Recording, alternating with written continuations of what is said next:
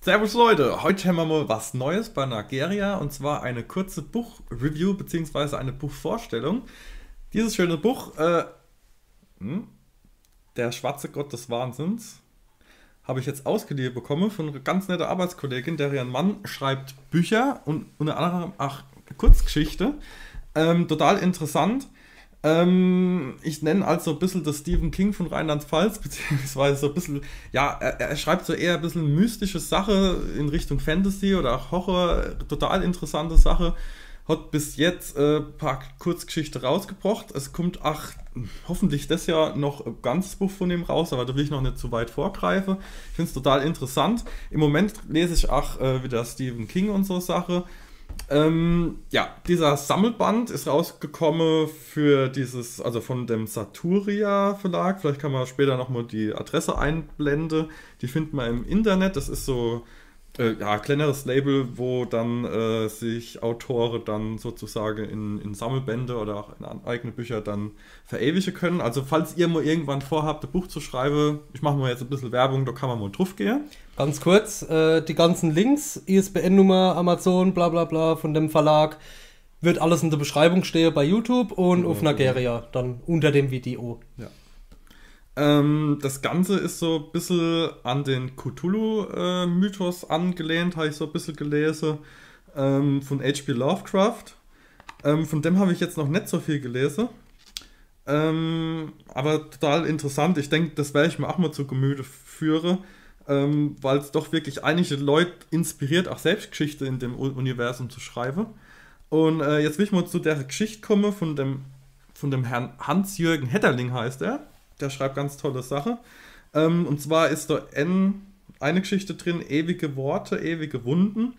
Da geht es so ein bisschen um sowas wie Endzeitstimmung, aber eher mystisch, sowas wie ein Untergang der Menschheit, wo fremde Macht, ich sage jetzt nicht genau was, aber fremde Macht irgendwann in einem Setting herrscht, was total horrormäßig abgefahren ist. Also die Leute entwickeln sich irgendwie mehr zu Zombies, die werden auch fremd gesteuert. So gibt es dann irgendwie sowas wie Verarbeitung von Menschen, dass die als Nahrung für diese Eroberer dienen. Da wird auch nur gesagt, dass es handelt sich um sie oder die und ist total mystisch. Der Held in der Geschichte ist dabei, rauszufinden, um was es da überhaupt geht und wie er eigentlich die Menschheit vor dem Übel überhaupt retten kann. Und es ist halt auch so ein bisschen was von einem inneren Kampf. Also es geht auch nicht nur darum, dass man da irgendwie Science-Fiction-mäßig da rumrennt und irgendwie die Welt bewahrt, sondern auch sowas wie soll ich denn das sagen? Es geht auch darum, was für einen Stellenwert man selbst hat. Es geht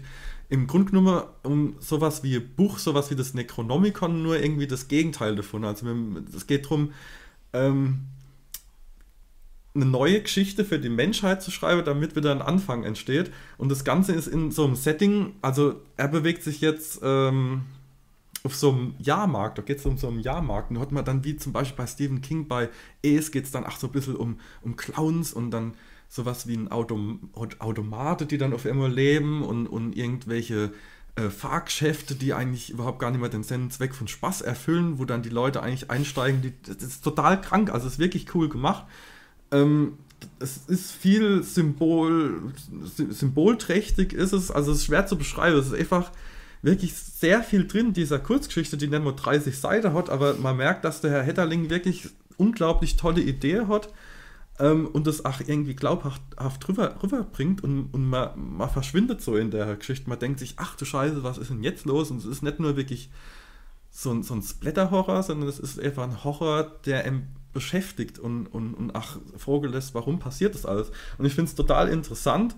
Ich finde auch, dass der Autor das war so unsere Intention, auch gerade regional, dass wir den so ein bisschen mal pushen sollten und dass der auch ein bisschen einen Bekanntheitsgrad erlangt und auch mal dieser Verlag, der wirklich total interessante Sachen rausbringt. Ist das ein Verlag hier aus der Region, oder? Ich weiß es jetzt nicht genau, also da steht jetzt .com, ich weiß es nicht, also ich glaube, der Sitz ist auch in Rheinland-Pfalz, aber da müsste ich jetzt lügen, wenn ich es 100% wüsste. Ich glaube, die Kollege von ihm, also der Verlag müsste bestimmt bei uns irgendwas sitzen, können wir mal gucken. Ja, 7er Postleitzahl, ist nicht so weit weg anscheinend. Ist nicht so weit weg. Also ich habe vorher von dem Verlag auch überhaupt gar nichts gewusst. Oder das ist Verleger. Ja, ja, gut. Ja, wenn er alles auf der Internetseite mitkriege. Also wir werden wahrscheinlich auch noch viel von ihm erwarten können, vom Herr Hedderling und auch wahrscheinlich von den anderen Autoren, die will ich ja gar nicht auslassen. Also es sind einige Kurzgeschichten drin, das Buch hat, wie viele Seiten?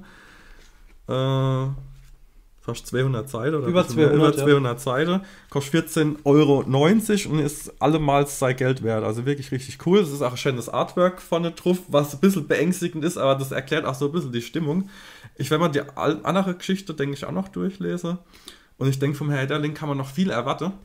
Und in freudiger Erwartung erwarte ich auch wirklich das Buch, was er noch rausbringen wird. Und ich glaube, da ist auch noch einiges in der Mache. Also total toll, die Idee. Ich meine, ich habe auch selbst schon versucht, Bücher anzufangen und dann bin ich einfach kläglich drauf gescheitert. Wie sieht denn da überhaupt, wenn man zum Beispiel über irgendeine Gegend schreibt, wie sieht denn die aus, was wächst denn da für was für Pflanze gibt es da oder keine Ahnung, man muss so viel recherchieren. Das ist so zeitaufwendig, man hockt sich nicht einfach hier und schreibt ein Buch. Und das finde ich halt bewundernswert, dass man sowas auch durchhält. Wie gesagt, das wäre jetzt so mal der erste Impuls. Und falls ihr euch interessiert, geht auf die Seite vom Saturia Verlag, schreibt uns an, falls es vielleicht irgendwelche neue News gibt, dann werde ich euch berichten. Und ansonsten viel Spaß beim Lesen. Und ja, also mir hat es sehr gut gefallen.